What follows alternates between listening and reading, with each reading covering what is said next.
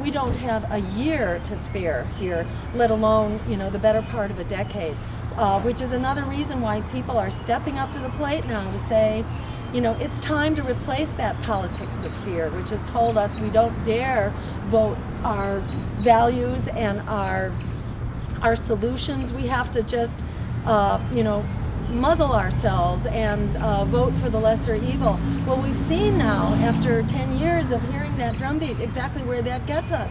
And what we've seen is that silence has not been an effective political strategy. And in fact, the politics of fear has actually brought us everything that we were afraid of in spades. The expanding wars, the meltdown of the climate, the offshoring of our jobs, the undermining of workers' wages, with the president now celebrating General Motors as the model for our recovery. General Motors, where corporate profits are skyrocketing, but workers are being basically sentenced to poverty. Their wages have been cut by almost 50% in order to create this so-called recovery. These kinds of jobs, which are the only jobs that are coming back, are a real disservice to the American public. Instead, we need a Green New Deal to create the kind of jobs that we need. So we are at the breaking point in so many ways. This election is a wonderful opportunity to transform that breaking point into a tipping point, to replace the politics of fear with the politics of courage by advancing these solutions, whether we win the office and turn the White House into a greenhouse, or we simply win the day and advance these solutions that the American public is clamoring for jobs, health care, affordable higher education, forgiving student debt, moratorium on home foreclosure, bringing the troops home. The public is already there. It is a no-lose proposition to live green and to vote green, and in this election, to move us forward from this breaking point to a tipping point, to take back our democracy and the peaceful, just, green future that we deserve and really is within our reach. Wow, this has just been so exciting talking about all this. In some of these issues too that you've been bringing up, and about the unresponsiveness of the current president and Congress, and to both sides, Republicans and Democrats, it just makes me think about all the money that there is in politics, and the reasons why they're unresponsive is because it really isn't meant to be responsive to the average person on the street anymore. Our political system is paid for by these corporations. It's funded for these corporations. All the policies that we have are the policies that exactly these corporations want, and they're writing their own laws for. So I would love if you could speak some about the Green Party's and the Green Party's values about not accepting corporate money, exactly. and that's so important in our political system to get that money out. Exactly, and the Green Party does not accept corporate contributions. Our campaign does not accept not only corporate contributions, but also contributions that come with strings attached of any sort. So we basically establish a rule that we do not accept money from lobbyists or from CEOs of private corporations that hire lobbyists, because if you hire a lobbyist, you have an axe to grind. So we basically don't accept money from anyone who has an axe to grind and is trying to change laws and regulations, etc., in order to benefit their own private bottom line. So, the Green Party has been on record, I think, as long as we've been around, supporting publicly financed campaigns and really curtailing the power of lobbyists and big contributors to make those contributions and thereby control our political system. We actually passed campaign finance reform in my home state of Massachusetts. We passed it by a huge margin through a referendum campaign, by a 2-to-1 margin, and we actually had public finance campaign for about a year before the Democratic legislature, which was about 95% Democratic, so there was nobody else to blame it on here, before they decided, no, they didn't want public financing because it actually enabled real public interest candidates to run against them. And they didn't want that, so they repealed it on a voice vote, which was my wake up that in order to actually win the day with these solutions, we also need to vote out the old guard that is protecting that political establishment of by and for the big money. And I just want to put in a shout out for the Occupy movement, because it has transformed the public dialogue and the political landscape. They have made those issues front and center, the issues of equality, of getting the big money out. And I think Occupy represents this social movement that is alive and well out there and which deserves a voice in this election and a choice at the polls. So it's been very much a priority of our campaign to go to the Occupy movement and say that we are there to support you and to help get that message out. And this has created a very wonderful relationship, informal, with members of Occupy, not with Occupy itself, which is protected, as it should be, against formal involvement in the political process. But as individuals, I think we are on absolutely the same page, and the chemistry is wonderful between the Green Party and the Occupies, in my experience, and between my campaign and the Occupies, to where we get that we are on the same page and that together we are absolutely unstoppable. And I think with local candidates, you know, this is just another win-win.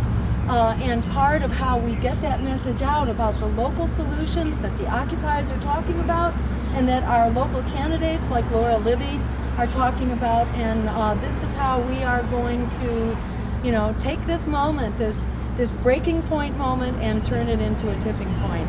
And hold on to your hats, because this is going to be an election where we start to take our future back. Thank you so much. I think it is too. Thank you very much. Thank you for meeting with us today. Thank you, Laura. It's been wonderful talking with you. Thank you. You too. I'm glad you're here in Minnesota today. Thanks, and I'll be keeping a close eye on how your campaign is doing, so let's stay in touch. Thank you. Okay, good. Take care. Thanks. Bye-bye.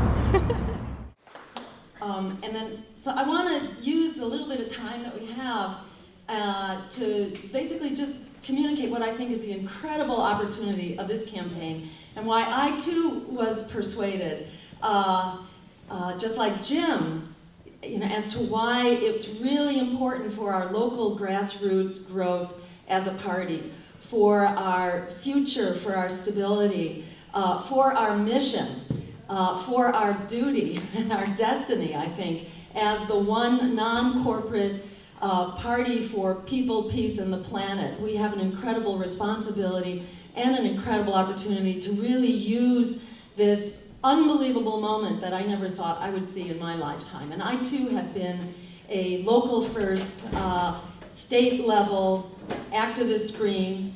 I've been in this for 12 years as a Green Party member, as an activist for about 20 years, but always at the local and state level.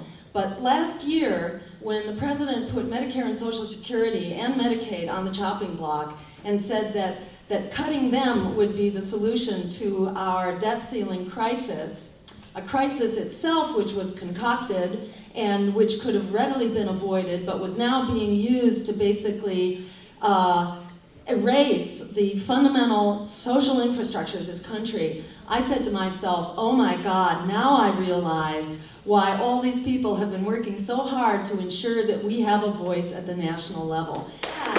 It's only the Green Party which has survived the last decade of these fear campaigns and the smear campaigns that have said it's very dangerous for us to stand up for our values and our vision and for what we deserve. And unfortunately, people have been really intimidated into that politics of fear. But this is a big wake-up moment where people are realizing the politics of fear has brought us everything that we were afraid of. The expanding wars, the meltdown of the climate, the collapse of our economy, the offshoring of our jobs, the undermining of workers' wages, the whole 9 yards. And that the real answer to that is the politics of courage. And that is what the Green Party is all about. And I would say I'm privileged as the one Green candidate that actually is committed to building the party at the grassroots level, that I am there. I am there for the NATO protests. I am there for the Occupy Wall Street and Occupy student debt protests. I have visited over 20 Occupy sites around the country. It's probably more like 26 at this point. To tell them, to reassure them that we are there to support them. We don't go there to say, would you please vote for me? Because We do not want to participate in that system of predatory manipulative politics. We are there to support and strengthen Occupy and to advocate on behalf of Occupy, because Occupy is advocating on behalf of all of us. And that conversation has engendered, an incredible, wonderful, growing relationship where key Occupy people from around the country have jumped on board on our campaign. And we completely respect Occupy's independence and Occupy's separate track.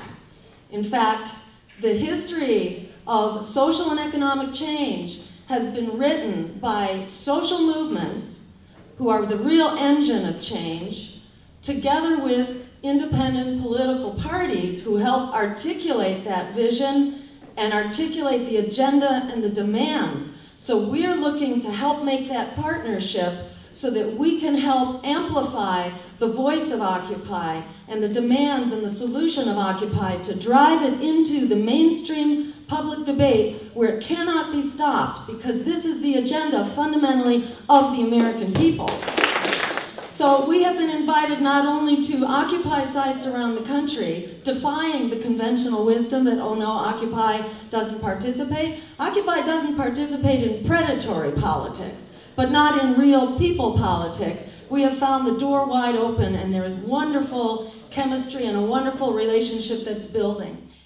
The public is clamoring for what we're talking about. This is the time to be out there building the party, answering the politics of fear with the politics of courage. We are close to matching funds in our campaign now, where we will get a one-to-one match.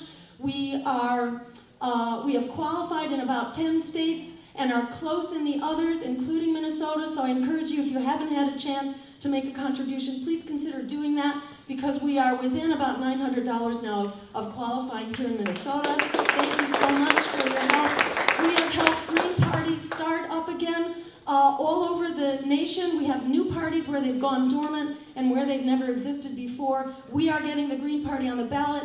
Our campaign, with the help of state parties and helping coordinate them and the National Committee, we have been very actively involved. We have not missed a single ballot access deadline or threshold yet. It is a whole new day for the Green Party. I ask for your vote and urge you to not just vote for this campaign, but to be this campaign, because this campaign is you, and in this race, we can take a breaking point that we are at. We're at a breaking point for people, the planet, the economy, our democracy. Let's turn that breaking point into a tipping point and start to take back our democracy and the peaceful, just, green future we deserve, with the Green Party leading the way as it is uniquely able and destined to do. Thank you so much. If you would like more information about Dr. Jill Stein's presidential campaign and her innovative Green New Deal, go to jillstein.org.